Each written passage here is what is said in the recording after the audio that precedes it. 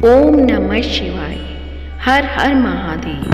प्रिय भक्तजनों, आप सभी का मायरा वॉइस चैनल में हार्दिक स्वागत है। आप सभी का दिन शुभ और मंगलमय हो और भगवान भोलेनाथ आप सबकी मनोकामनाएं पूर्ण करें। आज की इस वीडियो में आप सुनेंगे फाल्गुन मास का अध्याय 18, जिसमें आपको शिव पुराण का आगे का अध्याय सुनाऊंगी, जिसमें आपको मैं बताऊंगी रुद्र की नेत्राग्नि से काम का भस्म होना, रति का विलाप, देवताओं की प्रार्थना से शिव जी का काम को द्वार पे प्रद्युम्न स्वरूप से नूतन शरीर की प्राप्ति के लिए वर देना और रति का शंबर नगर में जाना।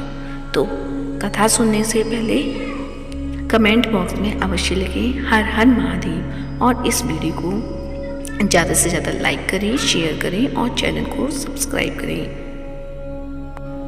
ब्रह्मा जी कहते हैं, मुनि काम अपने साथी बसंत आदि को लेकर वहां पहुंचा। उसने भगवान शिव पर अपने बाण चलाए। तब शंकर जी के मन में पार्वती जी के प्रति आकर्षण होने लगा और उनका धैर्य टूटने लगा। अपने धैर्य का हराम होता देख महायोगी महेश्वर अत्यंत विस्मित हो पड़ते ही परमात्मा गिरीश को तत्पर रोष चढ़ाया। मुने उधर आकाश में बाण सहित धनुष लिए खड़े हुए काम ने भगवान शंकर पर अपना अमोघ अस्त्र छोड़ दिया, जिसका निवारण करना बहुत ही कठिन था। परंतु परमात्मा शिव पर वह अमोघ अस्त्र भी मोह हो गया। कोपित हुए परमेश्वर के पास जाते ही शांत हो गया। भगवान शिव पर अपने अस्त्र के व्यर्थ हो जाने पर मनमथ को बड़ा भय हुआ। भगवान मृत्युंजय को सामने देखकर वह कांप उठा और इंद्र आदि समस्त देवताओं का स्मरण करने लगा। मुनि श्रेष्ठ अपना प्रयास निष्फल हो जाने पर काम भय से व्याकुल हो उठा था। मुनीश्वर कामदेव के स्मरण करने पर वे इंद्र आदि सब देवता वहां आ पहुंचे और शंभु को प्रणाम करके उनकी स्तुति करने लगे। देवता स्तुति ही कर रहे थे कि कुपित हुए भगवान हल्के ललाट के मध्य भाग में स्थित तृतीय नेत्र से बड़ी भारी आग तत्काल प्रकट होकर निकली। उसकी ज्वालाएं ऊपर की ओर उठ रही थी। वह आग धू धू करके जलने लगी। उसकी प्रभा प्रलयाग्नि के समान जान पड़ती थी। वह आग तुरंत ही आकाश में उछली और पृथ्वी पर गिर पड़ी। फिर अपने चारों ओर चक्कर काटती हुई धराशायिनी हो गई। साधु भगवान क्षमा कीजिए, क्षमा कीजिए। यह बात जब तक देवताओं के मुख से निकले तब तक ही उस आग में कामदेव को जलाकर भस्म कर दिया। उस वीर कामदेव के मारे जाने पर देवताओं को बड़ा दुख हुआ। वे व्याकुल हो गए। हाय, यह क्या हुआ, ऐसा कहकर जोर जोर से चीत्कार करते रोने बिलखने लगे। उस समय विकृत चित्त हुए पार्वती का सारा शरीर सफेद पड़ गया। काटो तो खून नहीं। वे सखियों को साथ ले अपने भवन को चली गईं। कामदेव के जल जाने पर रति वहां एक क्षण तक अचेत पड़ी रही। पति की मृत्यु के दुख से वह इस तरह पड़ी थी मानो मर गई हूँ। थोड़ी देर में जब होश आया तब अत्यंत व्याकुल हो रति उस समय तरह तरह की बातें कहकर विलाप करने लगी। रति बोली, हाय, मैं क्या करूँ, कहाँ जाऊँ। देवताओं ने यह क्या किया, मेरे उद्दंड स्वामी को बुलाकर नष्ट करा दिया।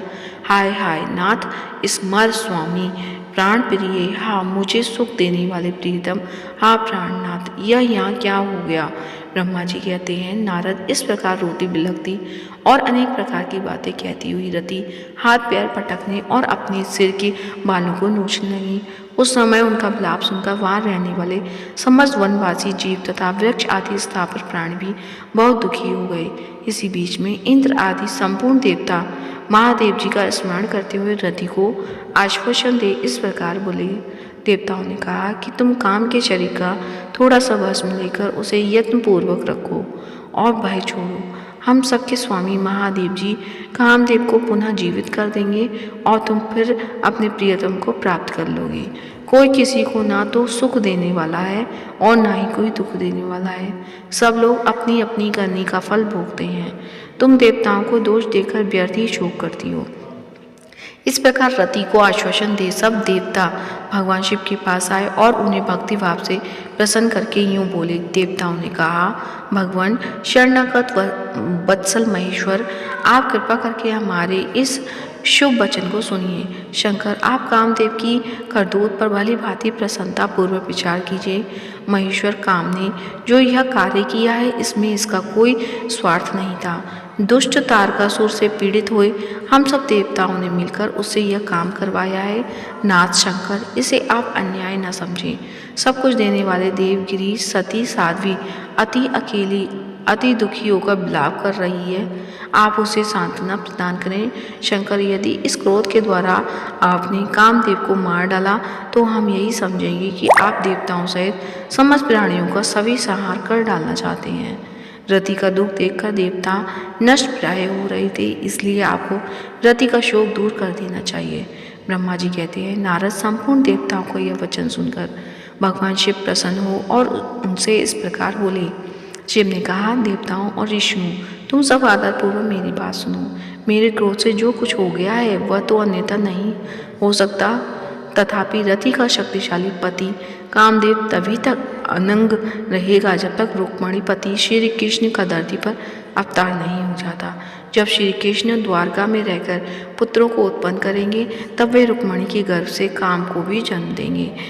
उस काम का ही नाम उस समय प्रद्युम्न होगा, इसमें संशय नहीं है। उस पुत्र के जन्म लेते ही शंबरासुर उसे हर लेगा। हरण के पश्चात दान वशिरोमणि शर्मन उस शिशु को समुद्र में डाल देगा। फिर वह मूढ़ उसे मरा हुआ समझकर अपने नगर को लौट जाएगा। रति, उस समय तक तुम्हें शंबरासुर के नगर में सुखपूर्वक निवास करना चाहिए।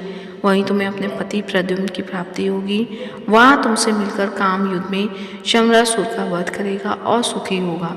देवताओं, प्रद्युम्न नामधारी काम अपनी कामनी रति को तथा शंबरासुर के धन को लेकर उसके साथ पुनः नगर में जाएगा। मेरा यह कथन सर्वथा सत्य होगा। ब्रह्मा जी कहते हैं, नारद, भगवान शिव की यह बात सुनकर देवताओं के चित्त में कुछ उल्लास हुआ और वे उन्हें प्रणाम करके दोनों हाथ जोड़ विनती भाव से बोले। देवताओं ने कहा, देव महादेव करुणा सागर प्रभु, आप कामदेव को शीघ्र जीवन दान दें तथा रति के प्राणों की रक्षा करें। देवताओं की बात सुनकर सबके स्वामी करुणा सागर परमेश्वर शिव पुनः प्रसन्न होकर बोले, देवताओं, मैं बहुत प्रसन्न हूँ। मैं काम को सबके हृदय में जीवित कर दूंगा। वह सदा मेरा गण होकर विहार करेगा। अब अपने स्थान को जाओ, मैं तुम्हारे दुख का सदा नाश करूंगा। ऐसा कहकर रुद्रदेव उस समय स्तुति करने वाले देवताओं के देखते देखते अंतर्ध्यान हो गए। देवताओं का विस्मय दूर हो गया और वे सब के सब प्रसन्न हो गए। मुनि तदंतर रुद्र की बात पर भरोसा करके स्थिर रहने वाले देवता रति को उसका कथन सुनाकर आश्वासन दे अपने अपने स्थान को चले गए। मुनीश्वर, काम पत्नी रति शिव के बताए हुए शंभर नगर को चली गई तथा रुद्रदेव जो समय बताया था उसकी प्रतीक्षा करने लगी। तो प्रेम से बोलिए, ओम नमः शिवाय, हर हर महादेव देव श्री शिवाय नमस्तुभ्यं। अब आप सुनेंगे श्री शिव चालीसा। श्री गणेश गिरजा सुवन मंगल मूल सुजान, कहत अयोध्या दास तुम देहु अभय वरदान। जय गिरिजापति दीन दयाला, सदा करत संतन प्रतिपाला। भाल चंद्रमा सोहत नीके, कानन कुंडल नाग फनी के। अंग गौर शिर गंग बहाए, मुंड माल तन चार लगाए। वस्त्र खाल बागंबर सोहे, छवि को देख नाग मुनि मोहे। मैना मातु की है दुलारी, बाम अंग सोहत छवि न्यारी। कर त्रिशूल सोहत छवि भारी, करत सदा शत्रुन क्षयकारी। नंदी गणेश सोहे तकहत कैसे, सागर मध्य कमल है जैसे। कार्तिक श्याम और गण गाऊं, या छवि को कही जात न काऊं। देवन जब ही जाए पुकारा, तब ही दुख प्रभु आप निवारा। किया उपद्रव तारक भारी, देवन सब मिली तुम ही जुहारी। तुरत षडानन आप पठायु, लवनी मेष महामारी गिरायो, आप जलंधर अरु असुर सहारा, श्रेयस तुम्हार विधि संसारा, त्रिपुरासुर सन युद्ध मचाई, सब ही कृपा कर लीन बचाई, किया तब ही भागीरथ भारी, पूर्व प्रतिज्ञा तसु पुरारी, दानिन महा तुम सम को नाही, सेवक स्तुति करत सदाही, वेद नाम महिमा तब गाई, अकथ अनादि वेद नहीं पाई, प्रगट उदति मंथन में ज्वाला, जरे सुरासुर भय बिहारा, कीन्हा दया ता करी सहाय, नीलकंठ तब नाम कहाई, पूजन रामचंद्र जब कीना, जीत के लंक विभीषण दीना,